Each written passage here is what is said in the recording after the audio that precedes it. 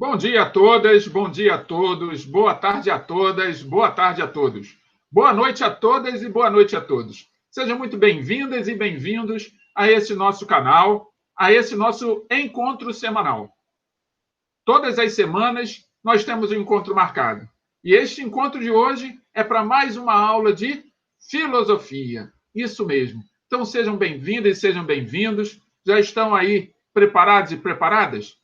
Ainda não? Então vem comigo que eu vou orientar vocês a como se prepararem melhor.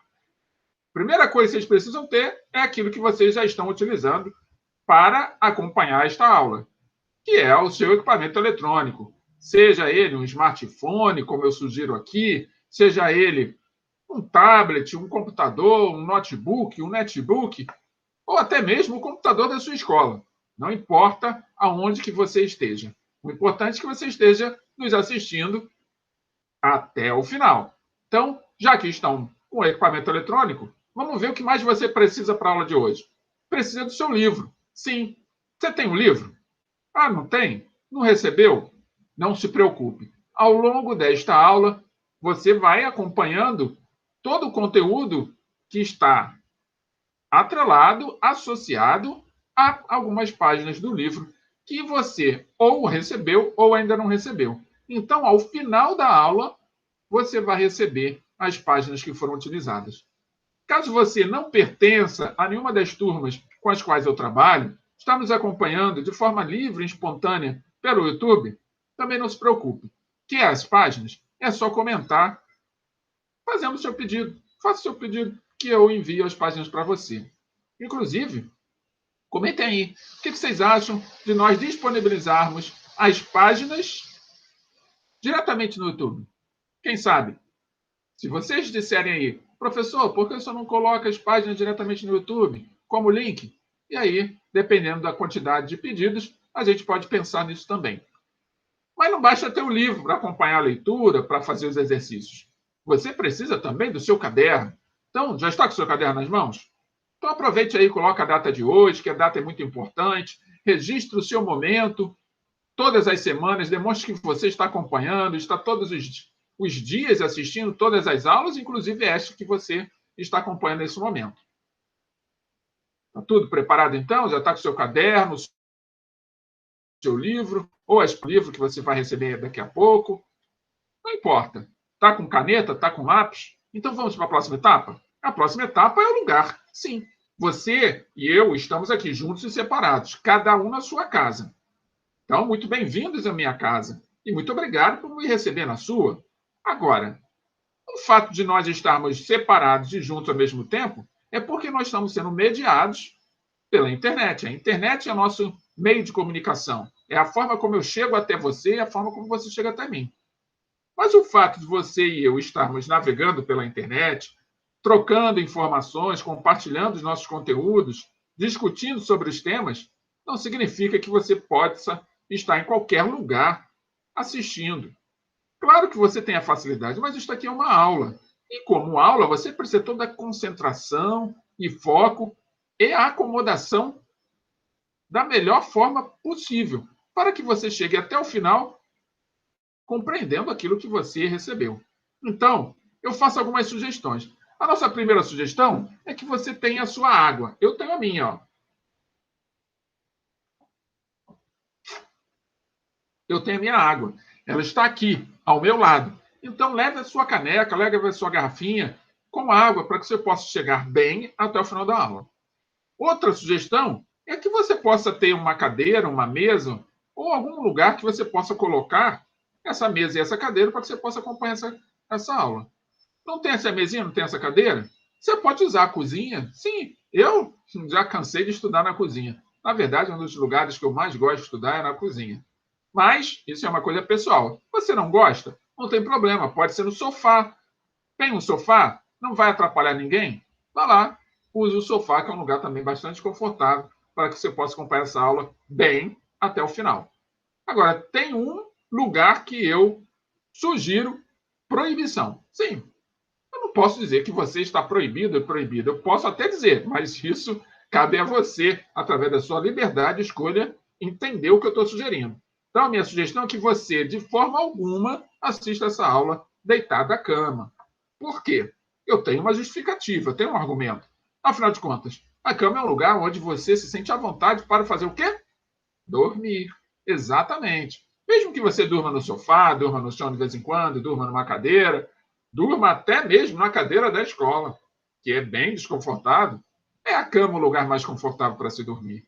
Então, não é o lugar mais confortável para assistir uma aula, porque em pouco tempo, daqui a alguns minutos, quando eu começar a falar sobre o conteúdo e você começar a refletir e pensar sobre as coisas que eu estou dizendo, daqui a pouco você adormece. Isso é natural do corpo. O corpo vai adormecendo à medida que ele vai ouvindo um certo tom de voz repetidamente. E o meu tom de voz, como o tom de voz de tantos outros professores, se for repetido, vai acabar adormecendo. Então, você precisa ter um lugar confortável, mas que te mantenha acordado e acordado. Então, eu sugiro não utilizar a cama para estudar, para acompanhar essa aula. E por último, mas não menos importante, é claro, estamos no YouTube e você que está nos assistindo pelo YouTube, muito obrigado por estar aqui conosco e faço votos que acompanhem até o final esta aula. Mas se você já está aqui, já se inscreveu no canal? Inscreva-se no canal. É como se estivesse se matriculando nesta disciplina. Sim, hoje é aula de filosofia, então se matricule nessa aula de filosofia para o terceiro ano. Exatamente, você está no terceiro ano, então matricule-se através do canal que a gente está disponibilizando para vocês, que foi pensado para vocês. Então inscreva-se nesse canal. Mas não basta só você se inscrever, você precisa de uma outra coisa. Porque você vai estar inscrito, mas quer receber a informação na sua casa, onde você estiver. Pode até ser na rua. Você pode estar com seu smartphone, pode estar indo numa padaria. E, de repente, eis que surge a nossa aula. Nossa aula está sendo comunicada a você através das notificações. Como é que você pode fazer isso? Clicando no sino que está aí pertinho do botão inscrever-se. Então, inscreva-se e clica no sino. Porque você clicando no sino, você vai ser avisado, você vai ser avisada que a aula acabou de ser lançada. Você não precisa assistir a aula na hora que ela foi lançada. Provavelmente, essa aula está sendo apresentada para você antes do dia da sua aula. Também todo mundo vai querer assistir a aula antes do dia da sua aula. Hoje é dia de aula para você? Beleza. Você acabou de receber a notificação? Ótimo. Hoje não é dia de aula para você? Beleza, você pode assistir a aula antes e se preparar. E depois, quando for o dia da sua aula, assistir a aula de novo, se for de teu interesse. Caso contrário, você pode assistir antes e quando você receber os exercícios no dia da sua aula, aí você pode executá-lo até com mais fluência e com mais liberdade. Entenderam isso? Então, para isso que serve o botão inscrever-se e o botão do sino. Mas tem uma outra coisa que eu peço a vocês. Tem um botão do curtir, né? O curtir. O que significa o curtir? Significa que você gostou ou não gostou. Então, o não gostou é o descurtir. Então, vai a minha sugestão. Chegou até o final desta aula? Se sentiu satisfeito? Aprendeu algo novo? Despertou para novas ideias? Algo foi revelado que estava escondido para você? Ficou com vontade de assistir às próximas aulas? Está curioso? Está curiosa? Está inquieto? Está se fazendo perguntas? Beleza, conseguimos atingir nosso objetivo. Se conseguimos atingir nosso objetivo, então faça um favor, clique lá em gostei. Por quê? Porque quando você clica em gostei, o que o YouTube e a sua máquina de inteligência artificial vai fazer? Vai entender que você quer continuar acompanhando todas as aulas. Então, ele vai enviar mais aulas para você na medida que você tiver inscrito no canal, tiver clicado no botão notificação, cada vez mais rápida quando você receber a aula, na próxima aula ela vai ganhando espaço em todas as notificações que você recebe. Então, quando você clica em gostei, não sei se vocês já sabiam disso, clicou em gostei, eu enviei a aula para o YouTube. Como agora, está chegando no YouTube nesse momento. Nesse momento, você pode estar recebendo notificação. Mas se você clicar em gostei, você vai receber essa notificação mais rápido do que as notificações de outros canais que você segue. Porque o gostei é como se acelerasse o processo para o recebimento da notificação. Entenderam isso? Agora, chegou ao final, não acrescentou nada, achou que a aula não contribuiu, ou não entendeu, achou que a aula tem alguma dificuldade, faça um favor para todos nós, para você e para mim. Entre em contato comigo no particular, pelos canais que a gente tem de comunicação, e fale, professor, a aula foi isso, isso e isso. O senhor poderia tratar dessa maneira, poderia tratar de outra. Dê os seus comentários, comente comigo. Claro, eu vou lhe ouvir e vou adaptar na medida do possível, segundo as suas necessidades. Mas, ao invés disso, tem muita gente que prefere descurtir ou clicar em não gostei. Não faça isso. Não vai ajudar em nada. Você só vai atrapalhar a si mesmo, porque hoje você pode ter gostado, mas amanhã você pode gostar. Só que aí você vai demorar a receber as notificações. Então, faça um favor, só clique se gostar. Se não gostar, não clique em nada. E, por último, não menos importante, vem aquela parte que eu digo para você todas as semanas, que é a parte que você pode ser caridoso, caridosa, fraterno, fraterna, solidário ou solidária, que é a parte do compartilhar. Conhece alguém que não está recebendo aula? Ou conhece alguém de outra turma que não está tendo aula? Ou conhece alguém de outro colégio que não está tendo aula?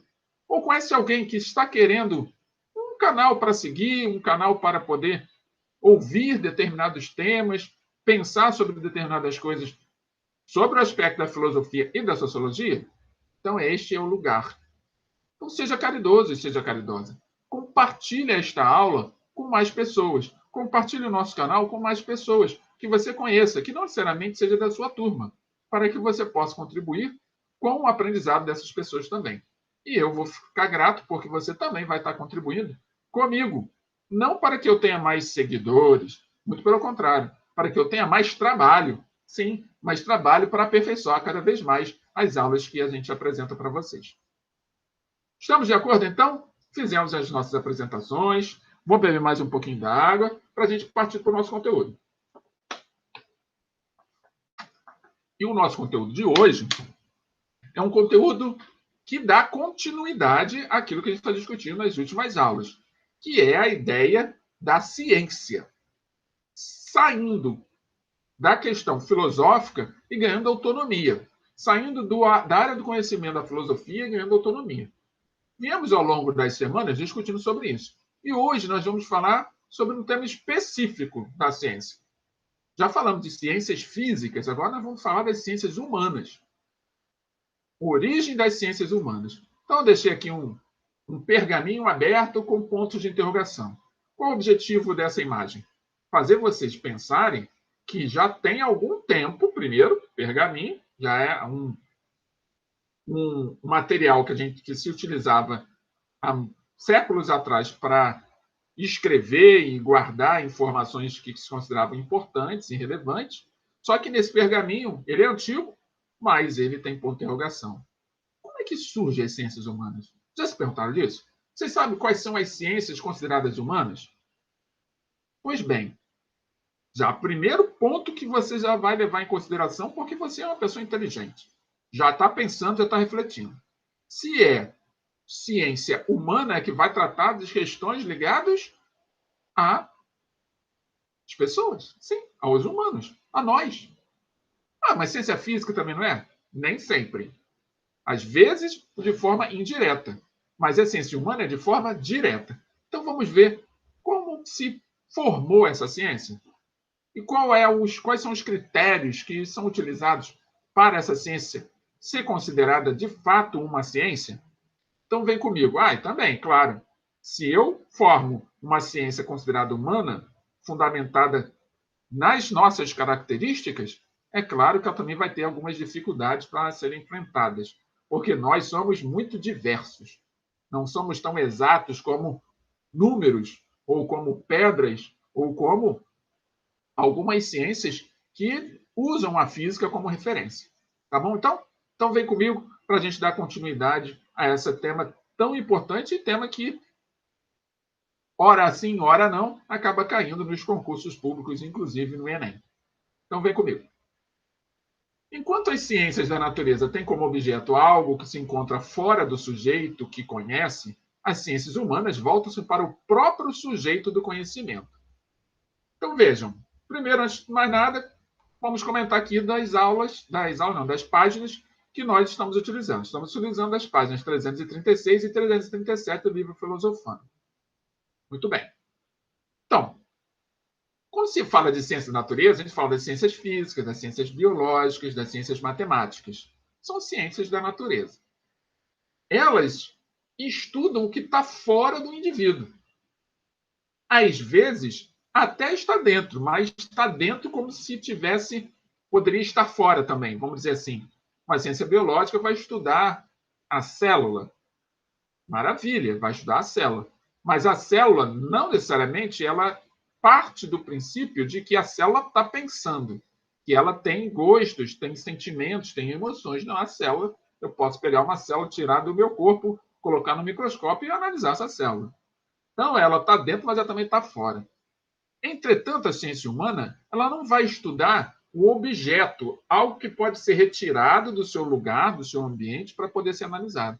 Ela vai estudar o próprio sujeito, o próprio indivíduo, aquele que, de alguma maneira, para pensar, para refletir, questiona-se, argumenta-se, modifica-se, altera a estrada, constrói coisas, produz cultura.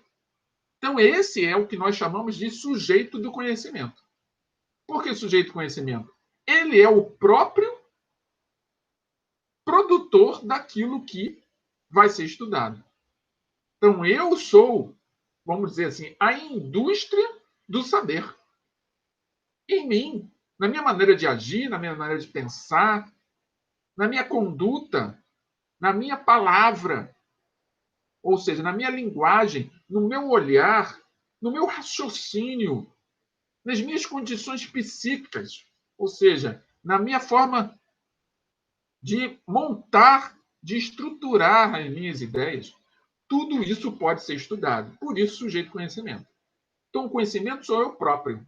Eu passo a ser o objeto. Eu passo a ser o sujeito que se tornou objeto. Ficou claro isso para vocês? Então, a ciência humana, ao contrário da ciência da natureza, ela vai nos estudar de diferentes maneiras. Vou pegar um exemplo bem clássico, que também é de uma outra área do conhecimento com as quais nós trabalhamos, que é a sociologia. Então, sociologia estuda o sujeito, nós, dentro de determinado contexto, inserido num ambiente, relacionando-se com outros sujeitos. Então, quando se fala de sujeito do conhecimento, eu sei que quando a gente fala assim, ô seu sujeito, muitas vezes, ou muitas pessoas se sentem ofendidas, porque falam, eu não sou sujeito. Para a ciência, sujeito e objeto são coisas, são palavras utilizadas para explicar determinadas investigações, para se construir determinados argumentos, para se buscar determinadas respostas a respeito daquilo que está se investigando. Então, o objeto está fora e o sujeito está dentro. Compreenderam isso? Então, quando se estuda o objeto geralmente é estudado pelas ciências da natureza. Quando se estuda o sujeito, é estudado pelas ciências humanas. Então, vocês que estão no terceiro ano, que daqui a pouco, em breve, vão estar nas diferentes áreas do conhecimento no nível superior, que vão estar sendo engenheiros, médicos, advogados, biólogos, professores de matemática, astrônomos, físicos, arquitetos, desenhistas, músicos, não importa. Todas as áreas do conhecimento vão estar à disposição de vocês, para que vocês possam escolher qual é a sua formação profissional, aquilo que vocês vão fazer com suas qualidades ao longo das próximas décadas. Então, não importa a área que você escolheu ou vai escolher ainda. Esta área vai ter um objeto ou vai ter um sujeito na forma de objeto. Eu quero dizer o seguinte: esta área vai ser o seu sujeito do conhecimento ou vai ser o seu objeto do conhecimento. Ficou claro isso para vocês? Então, no nível superior, vocês vão poder escolher o que vocês querem estudar. E às vezes, na verdade, às vezes não, com muita frequência, o objeto e o sujeito se misturam. Imagine agora a doença que nós estamos vivenciando no mundo. É um vírus, poderia ser um vírus simples. Um vírus que não estivesse causando mal a ninguém. O fato de não estar causando mal a ninguém, mas o fato de ser descoberto, não significa que não vai ter ninguém estudando. Muito pelo contrário. Eu posso ter vários vírus no meu corpo, nesse instante, assim como vocês, vírus, bactérias, micro-organismos, como vocês quiserem chamar, que estão sendo analisados por muitos cientistas da natureza. E em algum momento pode ser que se descubra que a existência daquele vírus esteja associada a, por exemplo, as condições de higiene daquele grupo que apresentou aquela bactéria, por exemplo.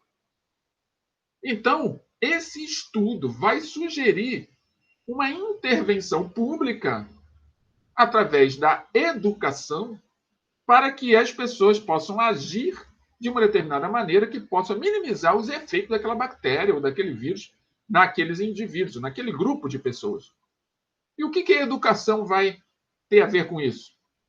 A educação, dependendo da área, vai estar trabalhando o indivíduo ou o sujeito do conhecimento e auxiliando a pensar sobre atitudes ou gestos ou comportamentos mais higiênicos, como lavar a mão, como tomar banho, como lavar uma fruta antes de comer. Isso vai modificar o comportamento. Se modificou o comportamento, é a ciência física e a ciência humana se misturando, uma complementando a outra. Está claro isso? Então, as ciências, elas dialogam, elas não vivem de forma isolada, elas estão sempre dialogando para poder auxiliar também a nossa evolução, o nosso aperfeiçoamento. Está claro isso para vocês? Alguma dúvida? Não? Podemos prosseguir então? Então vamos lá.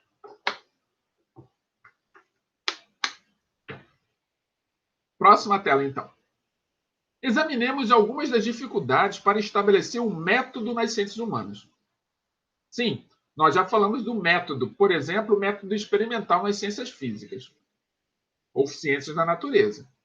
O método experimental, ele imagina-se, né? Vamos dizer assim, ele utiliza os recursos que o método utiliza, o método experimental, são recursos de teste. Eu tenho que pegar alguma coisa que eu estou analisando e fazer testes com elas a partir da minha hipótese. Esses testes podem ser feitos de diferentes maneiras, desde que a experiência seja prática. Mas pense agora numa ciência humana. Como vai ser o teste que vai dar suporte a esse método? Que vai dar o suporte que eu quero dizer é o seguinte: o teste é feito para justificar a existência ou não existência daquele fenômeno, ou a confirmação ou não confirmação da sua hipótese do porquê que aquele fenômeno está acontecendo. Como vamos imaginar no nosso exemplo da chuva. É claro que quando eu penso numa chuva, eu não penso só na água. Nós que já estudamos, que já acompanhamos várias áreas do conhecimento, já sabemos que a chuva é apenas um processo físico de quê? Evaporação da água e depois a precipitação dessa mesma água. Ela evapora através do calor, formam-se as nuvens e, com as mudanças de temperatura, ela precipita. Bem, eu sei que é um fenômeno. Imagina o começo, quando os físicos começaram a estudar as mudanças de temperatura e os efeitos disso na composição do ciclo da água. Vocês já estudaram o ciclo da água. Ótimo, eu posso estudar isso através de uma pesquisa experimental. Entretanto, pense nas pessoas. Como é que eu vou fazer experiências como essa, de aquecimento, por exemplo, num ser humano, para saber se ele reage dessa ou daquela maneira? Então, algumas dificuldades existem para se fazer investigações com seres humanos. Então, as ciências humanas, elas enfrentam essas 5 dificuldades que eu estou apresentando aí para vocês: complexidade, experimentação, a matematicidade, a subjetividade e a liberdade. Vou pegar a última, a liberdade. Imagine você vai investigar as características físico-químicas ou de transmissão elétrica, magnética, de uma pedra que você encontra no seu caminho. E aí você leva para o laboratório, faz vários testes com aquela pedra. Você pegou a pedra e levou para o laboratório. A pedra reclamou? Em algum momento a pedra gritou? Ou disse, eu não vou, me larga? Não, você pegou aquela pedra onde ela estava, levou para o seu laboratório e fez as investigações e fez as descobertas que você queria. Fez vários testes, a pedra nem gritou. Agora imagine você estar passando numa estrada e encontra uma pessoa fazendo xixi no meio da estrada. Embaixo de uma placa que está escrito assim, proibido urinar. E aí você ficou super curioso. Por que aquela pessoa decidiu urinar debaixo de uma placa que está dizendo proibido urinar? Aí você pega aquela pessoa, leva para o laboratório e faz testes com ela. Vai acontecer isso? Você acha que você consegue? Você vai encontrar respostas tão fáceis quanto com uma pedra? Provavelmente não. E essa é uma das dificuldades. Eu disse provavelmente, porque pode acontecer de tudo. Vai que você tem um bom argumento e você consegue convencer a pessoa. Mas mesmo aí você vai ter que ter argumento. É isso uma das dificuldades. Então vamos ver cada uma dessas dificuldades de uma forma assim bem rápida para que a gente possa entender o todo, para compreendermos as dificuldades, estabelecer um método para as ciências humanas. Então a complexidade dos fenômenos humanos, sejam psíquicos, sociais, sejam econômicos, resiste às tentativas de simplificação, como esse indivíduo que estava lá urinando debaixo da placa. É difícil, né? Vamos simplificar, vamos colocar a todo mundo, vamos imaginar assim, vamos generalizar, que a simplificação também é generalização. Todas as pessoas são desobedientes às leis que estão propostas.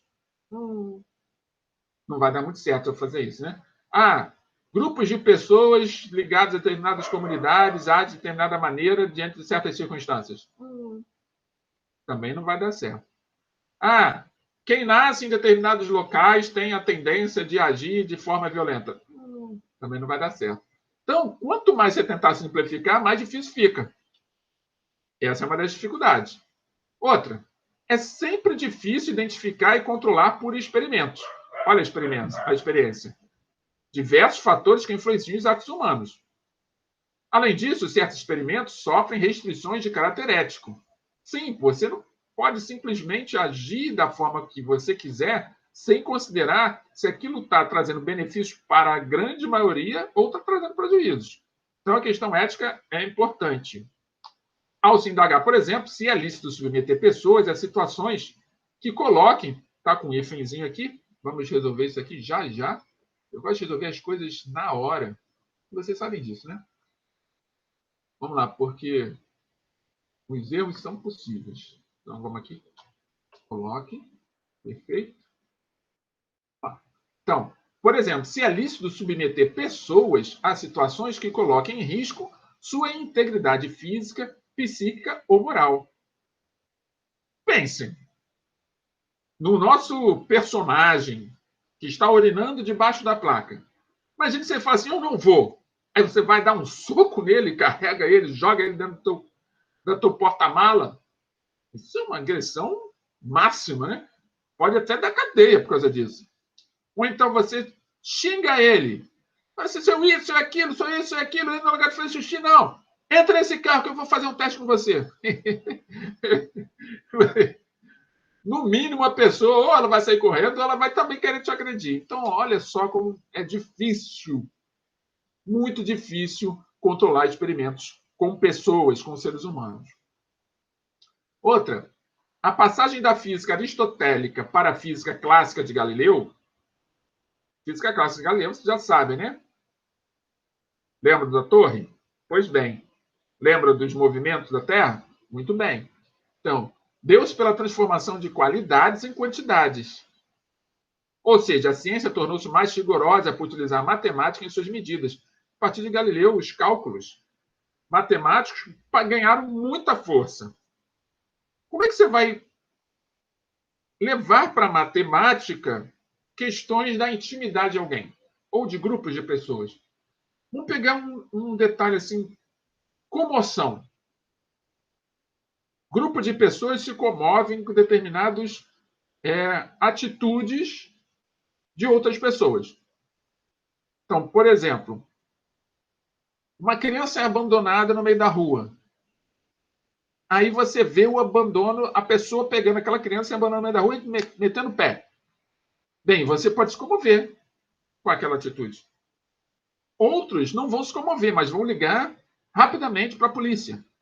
Outros vão ver aquela criança e vai pegar aquela criança e levar para casa. Só 3 situações diferentes com 3 grupos de pessoas distintas num mesmo fenômeno. E isso vai fazer com que você tenha dificuldade de quantificar. Por quê? A qualidade é que está sendo avaliada ali. As características pessoais, emocionais, os valores de cada um. E como é que se quantifica isso? Claro que vai acontecer, mas essa é uma dificuldade, colocar isso na ponta do lápis e nos números. Então vamos prosseguir. Outra dificuldade. A subjetividade refere-se às características do sujeito, aquilo que o torna pessoal e singular, como esse caso que eu acabei de dizer. Então a subjetividade é outra dificuldade. As regularidades na natureza permitem estabelecer leis e, por meio delas, prever a incidência de um fenômeno. Muito bem. Questões físicas. Mudou o tempo, você sentiu a temperatura cair. Está vendo que está ventando, você olha para o céu, vê nuvens. O clima está mudando, então você já vai colocar um casaco. Ou você começa a ficar mais dentro de casa, não vai sair hoje. Ou então se prepara o guarda-chuva. Muito bem. O clima pode ser estudado por uma ciência chamada meteorologia. E ela avisa, hoje vai mudar o tempo, amanhã vai fazer sol, hoje vai chover, daqui a uma semana vai fazer frio. E ela fica nos preparando sempre para as mudanças climáticas. Pode haver alguns desvios, alguns erros, é verdade, mas o nível de acerto é bem elevado. Por quê? A natureza tem certa regularidade. Entretanto, nós, seres humanos, que estamos sendo analisados e estudados, principalmente quando estamos em grupo, tudo isso é muito difícil. A regularidade não acontece. Porque eu estou pensando de um jeito, eu estou pensando de outro, daqui a pouco aquele grupo entra em conflito, em embate, e o grupo se separa. Surgem 2 grupos distintos, mesmo que estavam juntos antes. Exemplo disso, existem uns montes na história. Vou pegar só um exemplo clássico, que foi a separação entre religião católica e religião protestante. De onde que surgiu a religião protestante? De dentro da religião católica. Foi uma dissidência. Outro exemplo clássico, clubes de futebol. Já dentro da nossa realidade. Clubes de futebol. Tantos clubes que nasceram de dentro de outros clubes e agora são adversários. Outro exemplo clássico, escolas de samba. Sim, escolas de samba, que surgiram de dentro de blocos distintos. Então, um bloco surgiu 2 escolas. E vai. Tantos outros exemplos que nos acompanham que podem ser estudados, mas não por uma questão pela regularidade, de outra forma. Daí a regularidade das ciências da natureza, ou melhor, daí porque as ciências da natureza conseguem resultados mais rápidos do que estudos que utilizam nós, seres humanos, como referência. Ficou claro isso para vocês? Dúvidas? Podemos prosseguir? Excelente. Então vamos lá, próxima tela. Surge a nossa primeira palavra-chave, que é a tendência naturalista. Anotaram? Tendência naturalista. O que vem a ser essa tendência naturalista? Vamos já ver. Trouxe aqui uma imagem, que está até no livro de vocês, no livro Filosofando, que é o Simpson com vários clones de Simpson, um olhando para o outro e se sentindo assustado. Então vem a pergunta: como aceitar a previsão de comportamento se admitirmos a liberdade humana? Se eu parto do princípio que nós temos livre arbítrio, ou que nós somos livres dentro de certos limites, é bem difícil. Nós temos que ter muito cuidado para pensar em prever comportamento. Por quê? A física, a química, eu posso prever um comportamento. Eu posso juntar, vamos imaginar, eu posso pegar um átomo de cloro e um átomo de sódio, juntar os dois. A grande probabilidade, beirando a 100, de cloro mais sódio darem sempre cloreto de sódio. Sempre. Pode acontecer, na minha avaliação, no meu laboratório, ou no lugar onde estou reunindo esses dois elementos, tem um outro elemento que surge do nada, que eu não vi, e causar uma outra reação. Ou então uma mudança muito pequena e fazer totalmente aquele cloreto de sódio surgir de outra maneira. Mas 99,9% das vezes vai dar cloreto de sódio. Agora junta duas pessoas. Vamos juntar duas pessoas. Vamos para a parte bem mais fácil. Pegue dois irmãos gêmeos. Genética idêntica, DNA idêntico. Cópia de um, cópia de outro. Xerox. Cara de um, cara de outro. Cabelo, tudo igual. Coloca os dois. À primeira vista, são a mesma pessoa. Mas vai conversar com eles.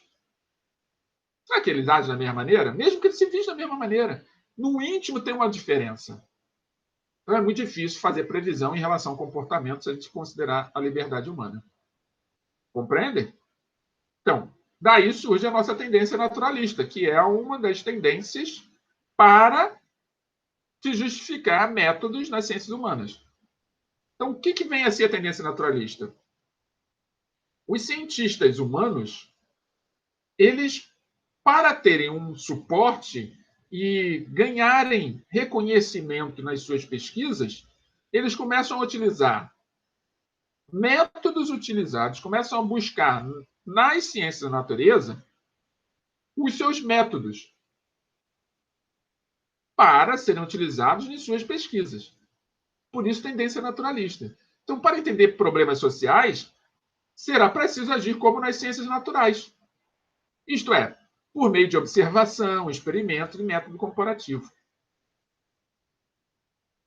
As ciências naturais usam a matemática, usam a experiência e usam a observação. Mas como é que isso vai acontecer? Se a gente não tem dificuldade? Sim, o fato de ter dificuldade não significa que não seja impossível fazer isso. Então, vou pegar um exemplo da psicologia, que é uma ciência humana. Para quem vai fazer psicologia, está aí uma dica, né? Ciência humana, psicologia, ela tem um propósito. Qual é o propósito da psicologia? Estudar a mente humana. Para se estudar a mente humana, como é que eu faço? Eu tiro o cérebro da cabeça de alguém, estudo e encontro todas as respostas? Pois é, já se fez isso. Já se fez teste com o cérebro. Mas se descobriu muita coisa. Sim. As sinapses, por exemplo, o lugar onde se guarda a memória. A memória curta, a memória de longo prazo. Tudo estuda a psicologia. Através de experiências, como o cérebro. Mas o cérebro precisava estar onde? Fora da cabeça ou do crânio de alguém. Então tem que esperar alguém morrer para fazer experiências lá com o corpo morto. Sim. Então, existe no curso de psicologia a disciplina de anatomia, para eu estudar na anatomia, principalmente o cérebro. Mas basta estudar o cérebro para entender a mente humana? Claro que não. Claro que não. Então, eu preciso também fazer outros tipos de teste. E aí, vamos para a pessoa viva. Então, vamos analisar o comportamento. Como que se analisa o comportamento? Eu pego um grupo de pessoas, estimulo elas a agir de determinada maneira, e eu pego outro grupo de pessoas totalmente diferentes, estimulo elas, faço os mesmos testes com elas. Uso os mesmos estímulos. E aí analiso o resultado com esse grupo de pessoas e o resultado com esse grupo de pessoas. São idênticos? São diferentes? Em que nível que são diferentes? Quando que se aproximam? Em que nível que se aproximam? E aí eu posso ter alguma resposta em relação àquele tipo de comportamento. Mas para chegar ao nível de fazer esse teste com esses grupos, que a gente chama de grupos focais, para eu fazer esse teste, eu preciso de muito consentimento. As pessoas precisam se colocar à disposição de fazer o teste, ter certas garantias que não vão sair feridas dali. Então, as dificuldades são grandes, mas elas existem. Então, por exemplo, se nós estivéssemos fazendo um trabalho de ao vivo, vamos fazer aqui uma palestra ao vivo sobre determinada temática. Quando eu faço aqui a menção de uma palestra ao vivo, sobre qualquer tema que seja, ao fazer a palestra ao vivo, eu tenho que pedir permissão a todos os usuários, e eles precisam assinar, mesmo que digitalmente, liberando o uso da sua imagem. Olha como é que é complexo. Na medida que eles utilizam a sua liberdade, eles podem falar, não, eu não quero que minha imagem apareça. E aí, se eles disserem que não querem que sua imagem apareça, eu não posso vincular aquele vídeo que eu acabei de fazer para a palestra em qualquer lugar, se aquela pessoa aparecer. Então, eu não vou poder divulgar por causa de uma pessoa. Posso ter 1000 pessoas assistindo. 999 permitiu, mas uma não permitiu. E essa uma apareceu, o vídeo não pode ir ao ar. São questões legais que precisam ser respeitadas. Porque senão eu vou responder processo. Olha como é que vai ficando complexo. Então, não dá para tratar de forma simples. Mas a tendência naturalista, ela ajuda bastante quando você quer fazer determinadas experiências ou determinadas investigações a respeito do ser humano, principalmente quando ele está em grupo, que torna a coisa mais dinâmica, as variáveis são mais fáceis de ser encontradas. Entretanto, tem certas dificuldades que você precisa vencer, certos desafios que você precisa vencer para poder concluir o seu trabalho de pesquisa. Ufa! Conseguem compreender isso? Já passaram na rua, por exemplo, e alguém lhe parou para poder fazer uma pesquisa? Ele lhe pediu permissão para isso e você deu? Já passou pela rua e alguém estava tirando foto e pediu sua permissão? Observem só, acessem o Google. O Google tem uma ferramenta chamada Google Maps. Não é verdade? Google Maps dá para ver várias fotos tiradas nas nossas ruas. E várias pessoas aparecem nessas ruas.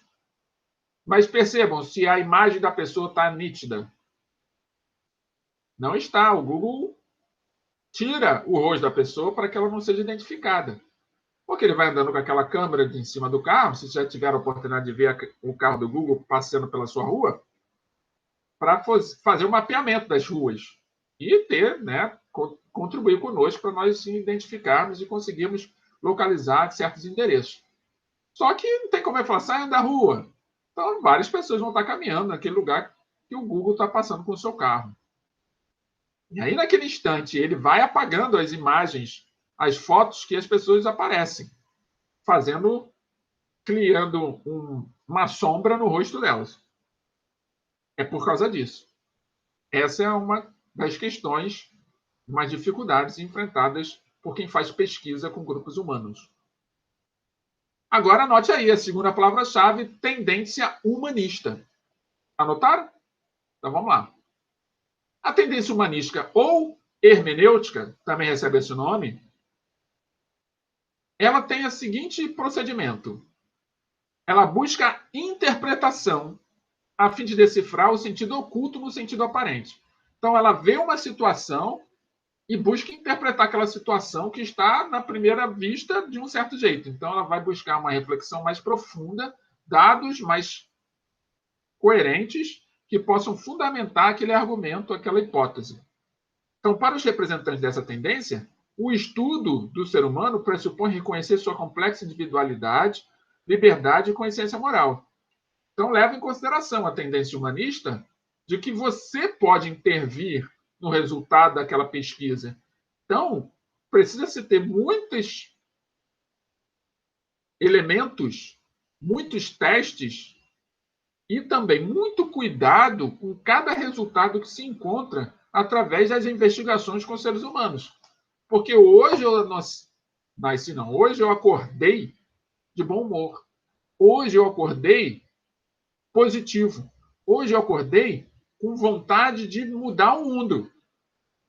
Amanhã, talvez não. E aí, se eu sair para investigar aquele grupo de pessoas nos quais eu estou inserido, e eu mesmo, o investigador, não estou bem, eu vou interferir no resultado das pessoas que me responderem com uma pesquisa, por exemplo, como essas pesquisas de rua.